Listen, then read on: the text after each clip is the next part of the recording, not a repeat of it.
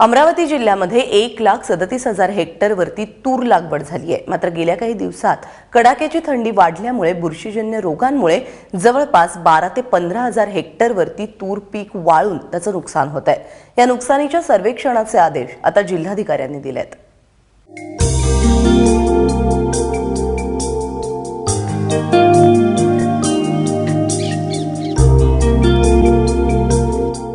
कापूस सोयाबीन मध्ये आंतरपीक म्हणून तुरीचं पीक घेतलं जातं। गेल्या वर्षी तुरीला चांगला भाव मिळाल्यानं अमरावती जिल्ह्यामध्ये नेहमीपेक्षा 1.5 पट जास्त क्षेत्रावरती तूर पेरली गेली। परंतु अतिथंडीचा परिणाम तूर वाढ आणि उत्पादनावरती बघायला मिळतोय। चांदूर बाजार, मोर्शी, अचलपूर, धामणगाव या भागामध्ये तूर पीक हे बुरशीमुळे जागेवरच वाळायला सुरुवात झाली आहे। जिल्ह्यात अंदाजे 12 ते 15,000 हेक्टर पिकाचं नुकसान झालंय। त्यामध्ये तूर सोयाबीन पूर्ण 19 एकराचं होतं। सोयाबीन निघालेला आहे, पण आता तूर होती पूर्ण टोटल 19 एकर। तशी मला अपेक्षित होतं एकरी 5 क्विंटलचा, पण आता एकरी 1 बसन फक्त। खर्च मी कम से कम मला 2-3 लाख रुपये खर्च आहे आज, पण त्यामधून मला आता 50,000 रुपये हे उत्पन्न निघणार असं मला वाटते। एकरी समजा 7 क्विंटल जरी पकडलं तर 35,000 रुपयाचं उत्पन्न अपेक्षित होतं। आज तर ज्यांचं 100% नुकसान झालं आहे त्यांच्या घरात एक दाणासुद्धा जाऊ शकत नाही, आणि ज्यांचं समजा 10-20% आहे त्यांना काहीतरी हातात मिळेल, म्हणजे बरोबरी होईल त्यांची। मागच्या वर्षी मला 60 पोते झाले होती, यंदा 70 पोते होण्याची आशा होती समजा। आता या दवामुळे मला फक्त 10-15 पोते होण्याची शक्यता आहे। अनेक शेतकऱ्यांच्या तुरीचं 100% नुकसान झालंय।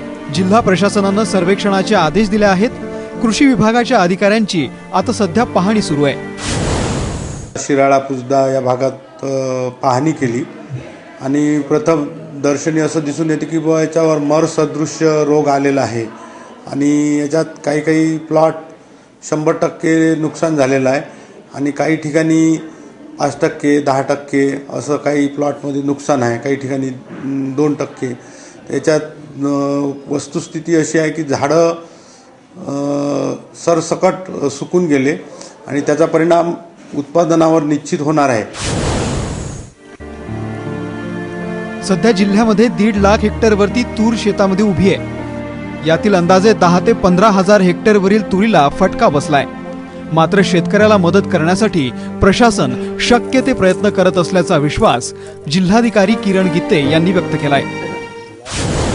तर ज्या शेतकऱ्यांनी पीक विमा काढलेला आहे तर त्या शेतकऱ्यांसाठी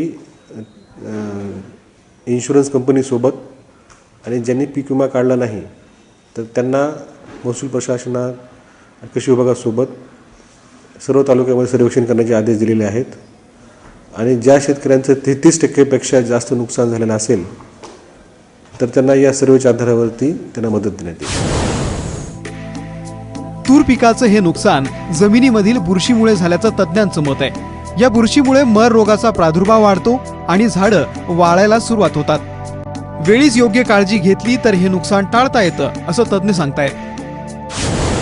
जमिनीमध्ये राहणाऱ्या बुरशींमुळे हा प्रादुर्भाव असल्यामुळे शक्यतो शेतकऱ्यांनी जिथे खराब झालेली झाडं आहेत ती सर्वप्रथम उपळून नष्ट करणे अतिशय आवश्यक आहे। त्याचप्रमाणे हा रोग फायटोप्थोरा, फ्युझेरियम आणि फोमा या 3 प्रकारच्या बुरशींमुळे येत असल्यामुळे फायटोप्थोरासाठी अतिशय उपयुक्त असं बुरशीनाशक म्हणजे रिडोमिल बुरशीनाशकाची जर आपण जे झाडं खराब झालेले आहेत त्या ठिकाणी स्पॉट ड्रेंचिंग केली आणि तसेच त्याची जर फवारणी केली तर आपल्याला त्याचा फायदा मिळू शकतो। डाळींच्या टंचाईमुळे कडधान्य पिकांना चांगला दरही मिळतोय। तुरीपासून जास्त उत्पन्न मिळेल या आशेवर बरेच शेतकरी होते, मात्र या अनपेक्षित नुकसानीमुळे त्यांच्या पदरी मोठी निराशा आणि सरकारची तुटपुंजी मदतच पडणार आहे। शशांक चौरे, एबीपी माझा, अमरावती।